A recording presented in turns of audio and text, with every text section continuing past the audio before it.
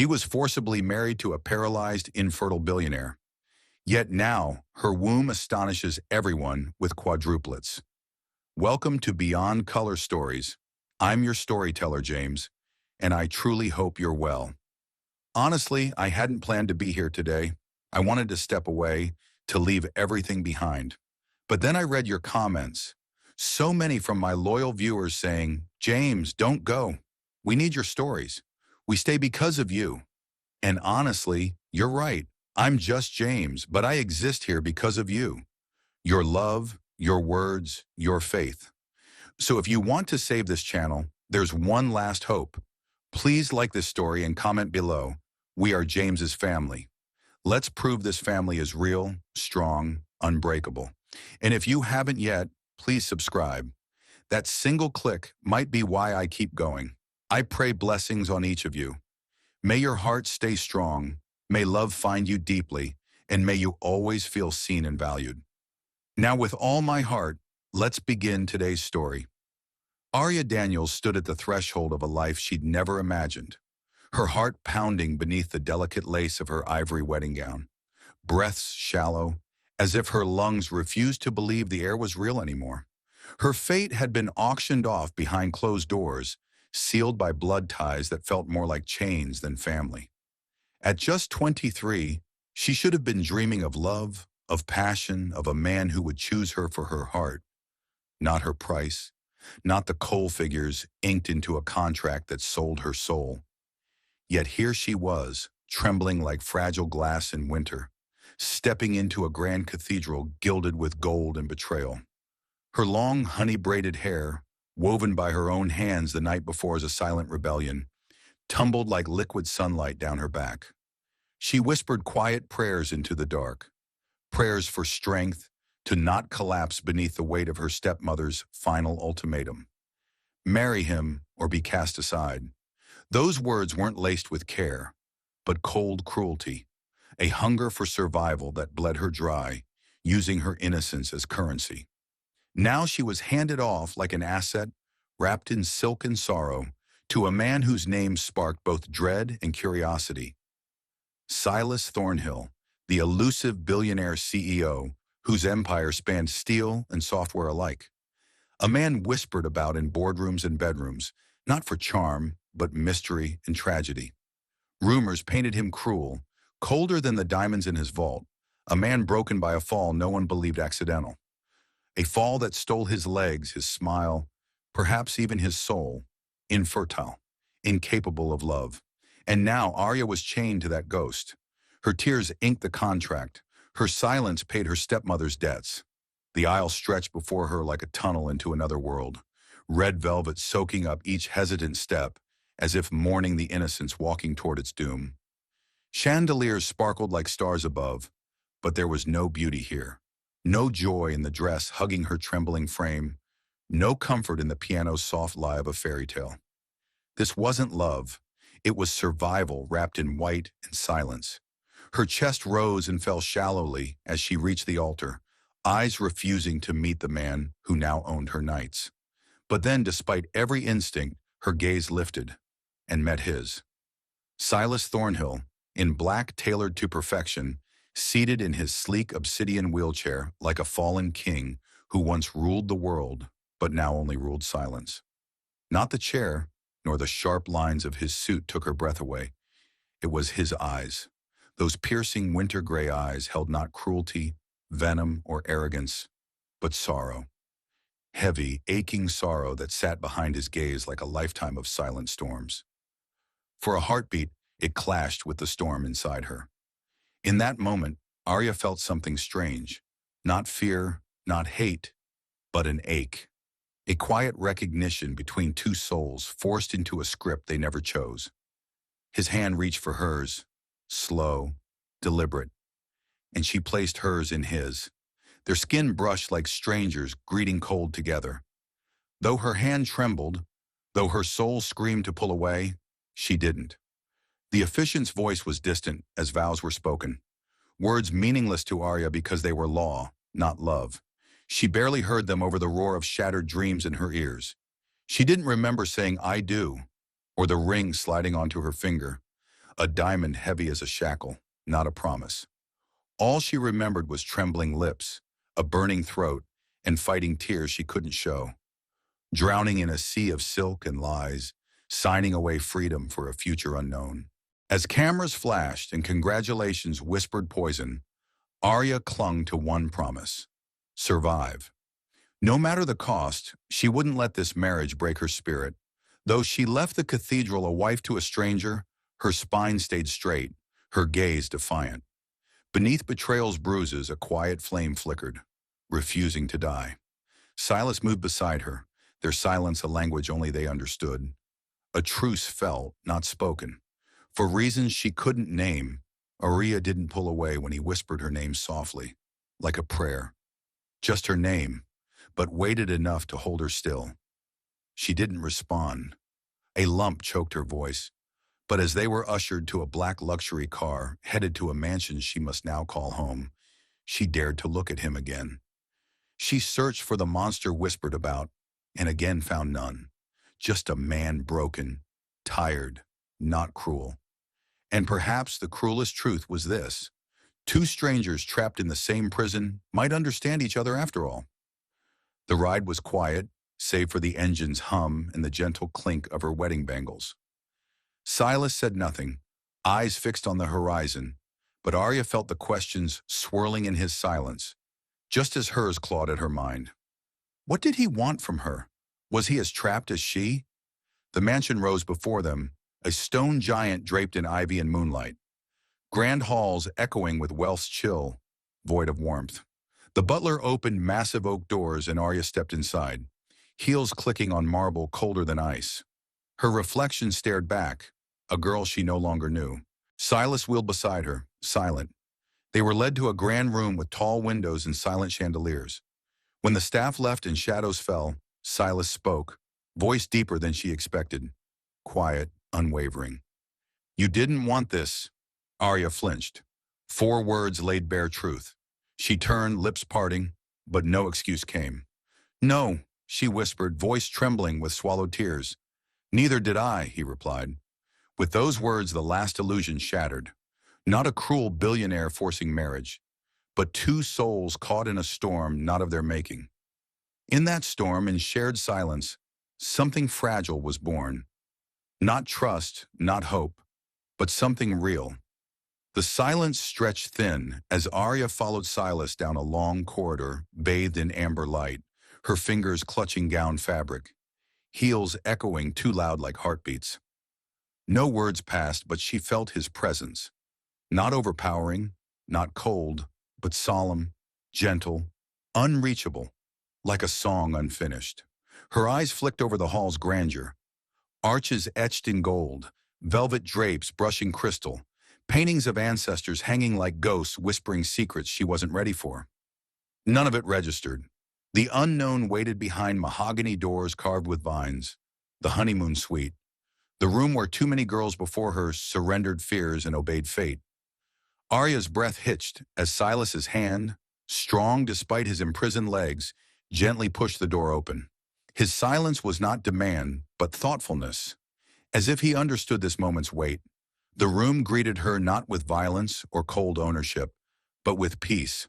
Soft jazz curled through the air like smoke from a distant fire, warm and smooth, a forgotten lullaby tugging at the softest parts of her soul. Candlelight flickered from the mantel, casting gold shadows across bookshelves and velvet chairs. Glass tumblers half filled with amber liquid. In the quiet hearth she never thought could feel like comfort. In the center sat Silas Thornhill, calm, cloaked in contradiction, his gaze warm but veiled, hands resting lightly on chair arms as if holding back an ocean of thoughts. Their eyes met, and something fragile passed. Perhaps acknowledgement, a quiet apology the world never taught them to give. Arya froze, body wound tight, spine braced for command or consequence. The inevitable invasion of a wedding night. Instead came 5 unexpected words, slow and solemn. I won't touch you. His voice low, velvety, each syllable wrapped in restraint so profound it disarmed her completely. Not unless you ask me to. Her lips parted slightly, breath caught, mind stumbling to process words so unlike fear. She looked at him, truly looked, not as the whispered about CEO or husband she hadn't chosen, but as a soul-cradling pain like fragile glass once whole. For the first time since the ceremony, her heart clenched not in fear, but in fragile confusion. Silas gestured toward the fireplace, where two armchairs waited beside a low table, flames dancing behind glass.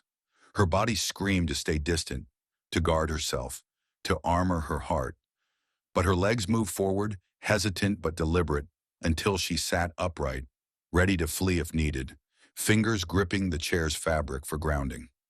Silas poured 2 glasses of amber liquid, the bottle whispering as he tipped, the liquid catching firelight like honeyed sunlight. He offered one to her with a steady hand. No tremble, no insistence. Waiting until she took it, their fingers brushed briefly, warmth without pressure, presence without demand. Silence breathed around them like an old friend until he finally spoke. Not with business sharpness or arrogance, but quiet vulnerability, remembering a cruel moment years past. "I was 29 when it happened," he said, voice low, each word peeled carefully from a place untouched for years. "One mistake, one glance, one hand that should have caught me but didn't." Arya listened, unmoving, breath still, gaze fixed on the fire, but attention wrapped around his truth. It wasn't just a fall she heard, but betrayal's echo, shattered trust, a man broken by those once trusted. "My brother and I," Silas continued, "we grew up like shadows. Same lessons, same expectations, same father who loved only legacy. I worked to build something. He watched, waited." He paused, eyes flickering to flames as if they held the face of his betrayer. "When I fell," he whispered, "he walked away as if I was nothing." Something stirred in Arya's chest. Not pity, not yet, but a nameless empathy that loosened her grip just enough, made her lean forward slightly, drawn by the current of his pain. He didn't cry or shout. He told his truth like a man who had already mourned. He opened his eyes again, the faintest spark of something new flickering there. Something neither fragile nor fleeting, but stubborn, determined, and quietly fierce. The garden seemed to hold its breath with them, the soft hum of bees and the distant call of birds weaving into the fragile silence that stretched between two souls daring to meet halfway. Silas, once a man carved from stone and sorrow, found himself unmoored by her presence. Not lost, but unraveled enough to begin the slow, steady work of becoming whole again. Arya's gaze softened, steady and warm as sunlight pooling between autumn leaves. "Healing isn't linear," she said softly, her voice a balm that seemed to seep into every wound he thought permanent. "It's a series of small steps, some forward, some back, but each one is still progress." He nodded, swallowing the lump in his throat, feeling for once that maybe, just maybe, he wasn't alone in walking this path. "Thank you," he breathed, voice rough but sincere, "for seeing me, for not turning away." Her smile was the kind that mended, that promised refuge without demanding perfection. "I'm not here to fix you, Silas," she said. "I'm here to walk beside you, if you'll let me." And in that quiet exchange, beneath the bloom-heavy branches and a sky slowly turning a tender shade of dusk, something fragile yet fierce took root. A promise whispered not in grand declarations, but in the sacred language of two broken hearts learning to trust again. She was still there, unmoving, her eyes steady and sure like the sky above. From that day, everything changed, not with grand gestures or sudden kisses, but in the quiet growth of their shared silences. Her hand lingered longer when passing him the teacup. He noticed the curve of her shoulders beneath the shawl she wrapped around herself. She stopped asking if he was tired before therapy.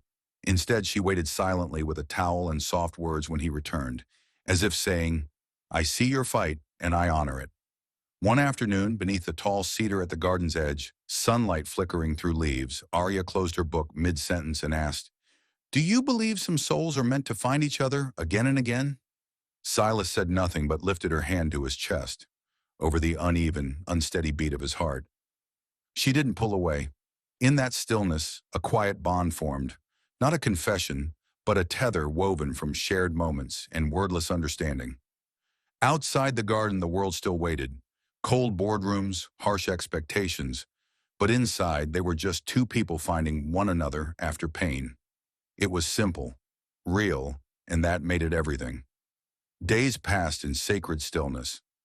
Silas woke not to emptiness, but to Arya's presence in every small thing.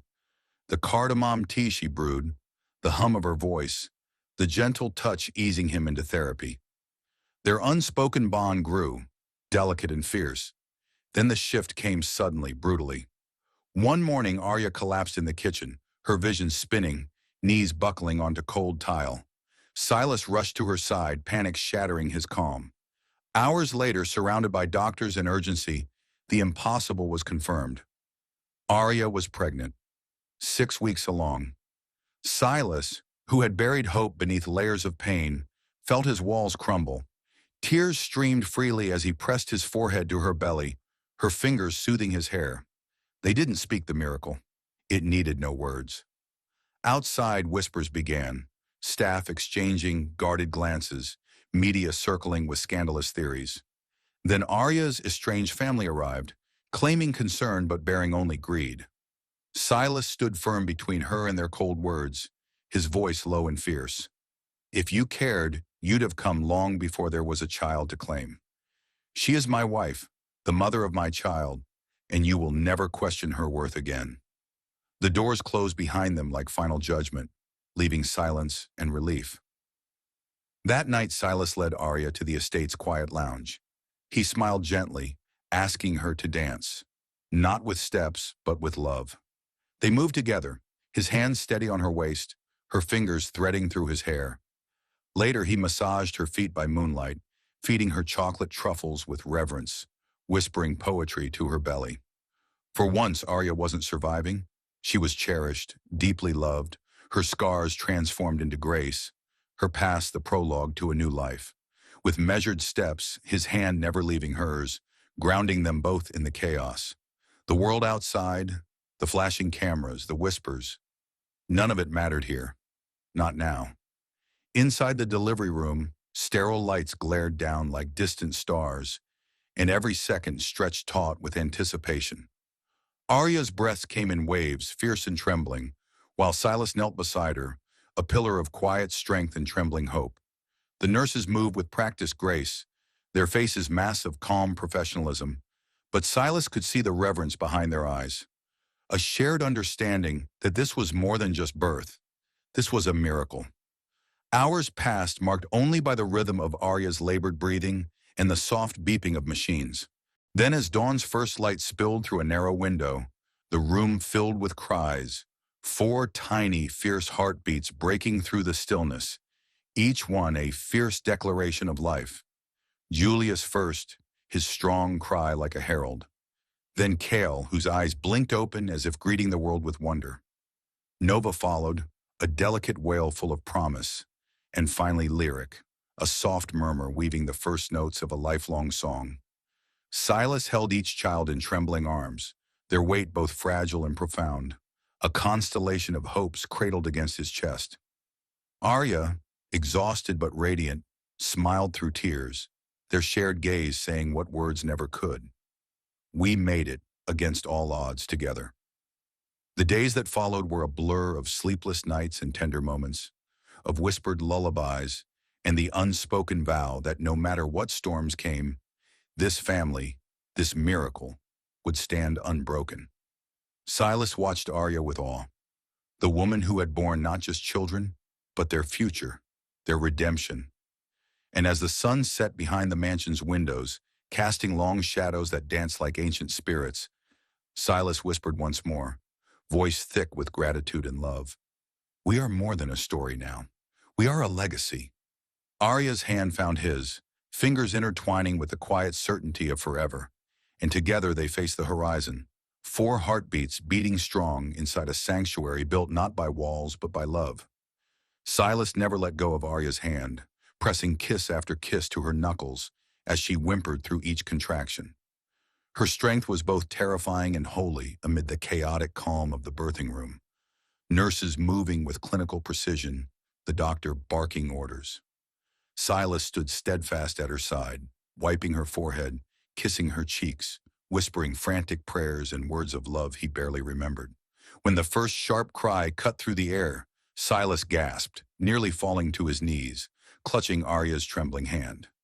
"Baby boy, he's strong," the doctor announced, breathless with joy. Tears spilled freely as more cries followed, 4 voices piercing the silence, each one a miracle. Collapsed on his knees, Silas sobbed into the sterile floor, overwhelmed by awe, his heart split open to hold 4 new stars. Nurses handed him each swaddled baby, Julius, Kale, Nova, and Lyric, perfect and fragile in his arms. Arya, exhausted but radiant, smiled through the pain. "We did it, Silas," she whispered. In that sacred room, time shattered. Silas pressed his forehead to hers, their breaths mingling as tears fell. Not of fear, but of a joy so fierce it burned away every scar. Holding their 4 miracles close, Silas knew he was no longer a man of logic or power, but a father reborn in love's quiet miracle. Silas recorded every first word, every tumble, every wobbly first step, as though trying to trap time in pixels, to savor every second of a joy wrapped in giggles, bottle spills, and sudden hugs so tender they could knock the wind out of her. He had transformed completely from the guarded, emotionally distant billionaire he once was into a devoted father who could now build castles from cardboard boxes and diaper wipes. A man who wore baby food stains on his expensive suits without shame, whose latest investment wasn't in tech or luxury holdings, but a custom-designed nursery castle rising like a fairy tale palace in the East Wing. This magical fortress was painted in soft colors, with glowing stars on the ceiling, enchanted forests on the walls, and tiny wooden turrets that the children climbed and conquered daily. Meanwhile, Silas sat cross-legged on the floor, reading bedtime stories in dramatic voices, his eyes lighting up more with each gasp, each giggle, each sleepy sigh that meant his children were safe, full, and loved. The former Thornhill boardroom, once a place of high-stakes meetings, now housed a makeshift music corner. Nova banged on toy drums, Lyric danced in circles with ribbons, Julius chewed on maracas, and Kale found endless fascination in the vibrating hum of a ukulele string. In that same room, Silas had once fought off rivals and strategized empire expansions. Now he spun slowly in circles, holding 2 children in his arms, while Arya clapped and laughed from the side, her camera momentarily forgotten as she surrendered to the joy of watching the man she loved become the father she always hoped he could be. Every night, without fail, when the world outside hushed and stars blinked softly above the estate, Arya and Silas carried out their sacred bedtime ritual. 4 warm baths scented with chamomile, squeals bouncing off tiles as Silas pretended to be a tickle monster. 4 sets of soft pajamas chosen with fierce toddler preferences in mind. Then story time under the magical glow of the starry nursery ceiling. Silas took his role as narrator as seriously as any corporate presentation, weaving tales of dragons, kingdoms, talking animals, and silly heroes who suspiciously resembled their children. Arya, always seated close with her hand on his knee or wrapped around his waist, smiled as she watched the light in his eyes bring stories to life. When each child was tucked into their tiny beds, under blankets soft as whispers and pillows shaped like clouds, Silas pressed a kiss to every forehead with a reverence that never lessened. Even after hundreds of nights spent whispering little wishes and promises into sleeping ears. As Arya dimmed the lights and pulled the door closed behind them, their hands found each other like magnets the moment the last lullaby ended.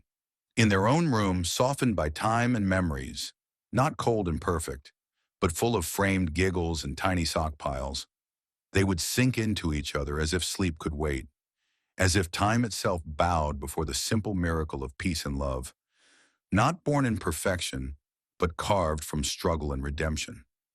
Their kisses were slow and sure, filled with all the knowing that came from every diaper changed, every sleepless night conquered together, every whispered, "We've got this," when exhaustion threatened to pull them under.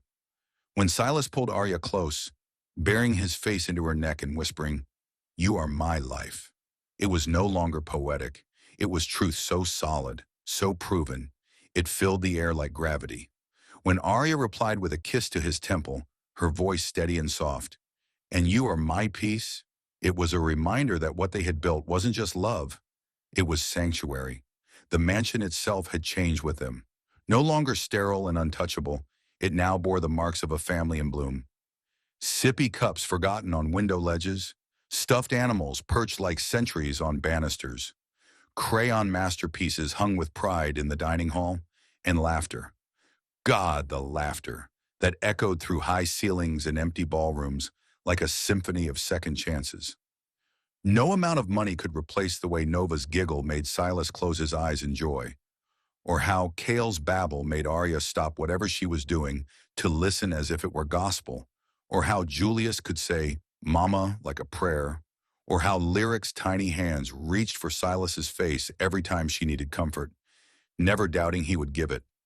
Even the staff, once formal and distant, had melted into this rhythm of domestic bliss. The housekeeper racing Lyric down the hall on her knees, the gardener letting Kale dig alongside him with a plastic shovel, the butler caught red-handed, wearing a pink feather boa, during one of Nova's impromptu dress-up parades. No one blinked when Silas held a morning meeting with a baby bottle in one hand and a toddler asleep on his shoulder. It was chaos, yes, but the kind of chaos that sang of life, of roots planted deep and watered daily with devotion. While the world outside rushed on with deadlines and profits, inside these walls time slowed, stretched, softened, becoming a sequence of ordinary miracles. First teeth, first falls, first words, first dances, first crooked drawings full of infinite meaning. Arya captured it all, editing videos during nap times, creating digital treasure chests of memories. Nova's first snowflake on her tongue, Julius's chubby fingers holding a paintbrush, Kale's clumsy hugs that turned into tackles, Lyric's sleepy smile as Silas sang her to sleep. Silas sat beside her, watching silently, his hand always somewhere on her thigh, her back, her hair, grounding himself in her presence, reminding himself this wasn't a dream. Even in exhaustion, even when one twin had a fever or two had nightmares, they moved like a team forged in fire. Not always perfect, but always aligned, never turning away, always leaning in. Their love was now a quiet fire, no longer needing to roar to warm every room it touched. They no longer cared about headlines, outside whispers about billionaires, scandals, or power. They had everything they needed in this sanctuary of spilled juice and bedtime kisses, spontaneous hallway dance-offs and kitchen sing-alongs. Mornings when 4 sleepy babies crawled into their bed at sunrise, and Silas wrapped his arms around them like a fortress of warmth. They weren't just rich in assets or accolades anymore. They were rich in giggles and footsteps, glue stick crafts and pancake sundaes, silly inside jokes whispered during diaper changes, and passionate kisses stolen in pantry corners when no one was looking. And in the deep, unshakable knowledge that love like this didn't come easy, didn't come clean, but when it came, it was worth every battle fought, every tear shed, every night spent wondering if happiness would ever knock. But it had knocked, and they had opened the door. Now laughter echoed in the mansion, through every hallway, across every marble tile, in every corner, where love had left a mark no amount of money could outshine. The night settled softly over the Thornhill estate, wrapping the mansion in a hush of contentment, the kind that only comes after a long day spent in the arms of love, laughter, and quiet purpose. As the last golden gleam of the nursery's starry ceiling dimmed into darkness, and the rhythmic breathing of 4 peaceful babies signaled the end of another chaotic yet perfect day, Silas stood silently at the edge of their shared bedroom. He gazed out through the tall glass doors at the sprawling balcony, bathed in silver moonlight, his silhouette framed in pale glow like something sacred. Without turning, he spoke her name, not with urgency, but with the intimacy of a man who had spent a lifetime whispering it into the curve of a woman's soul. "Arya," he said softly, his voice deep, clear, and trembling slightly beneath a weight he carried. Not as a burden, but as a promise waiting to unfold. She brushed her hair back with one hand, set down the baby monitor with the other, and looked up from her reading chair, eyes catching his in the glass reflection, her feet already moving before her mind could ask why. Because when Silas Thornhill called her name like that, it meant something was about to shift. Not like an earthquake that shatters, but like a tide that carries everything deeper. She stepped onto the moonlit balcony, barefoot and wrapped in a soft silk robe the color of morning clouds. The night air curled around her like a lullaby. The stars blinked gently overhead, gardens stretching below in shadows and petals. Silas turned slowly to her, the way one turns to a sunrise, holding something behind his back, wearing a rare look, quiet reverence mixed with awe. She tilted her head, a small smile forming, but he didn't speak at first. He reached for her hand, lacing their fingers together with the same ease they had built their life. Guiding her to the center of the balcony, where dozens of candles flickered in thick glowing rows along the marble floor, casting tall, dancing shadows onto walls that bore the invisible echoes of every whispered promise they had ever made. There, in that private universe of flame and moonlight, he drew a slow breath, pulled a velvet box from behind his back, and handed it to her. Not with theatrics, but a quiet intensity that made her heartbeat falter. When she opened it, expecting something glittering or delicate, her breath caught in her throat. Inside were not jewels, not gems, not tokens of wealth, but a set of thick, cream-colored documents, neatly folded and embossed with gold. At the top, in bold black ink, was a name, her name, followed by a sentence that shook her to her core. Full ownership transfer of Thornhill Holdings and all associated assets. Her fingers trembled as she looked up at him, lips parting in disbelief. Silas stepped closer, voice lower, almost trembling with emotion as he cupped her face gently.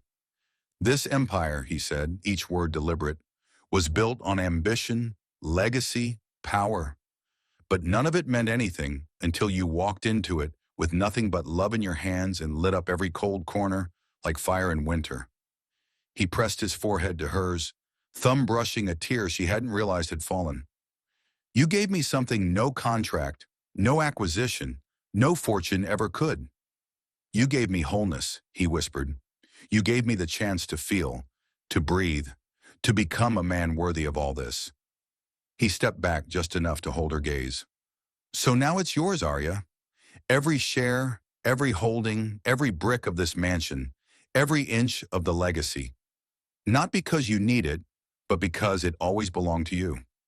Her tears spilled freely, not from sadness or joy, but from the overwhelming power of being seen, of being cherished so fully, so absolutely, that a man like Silas Thornhill would surrender an empire not out of guilt or grandeur, but out of reverence.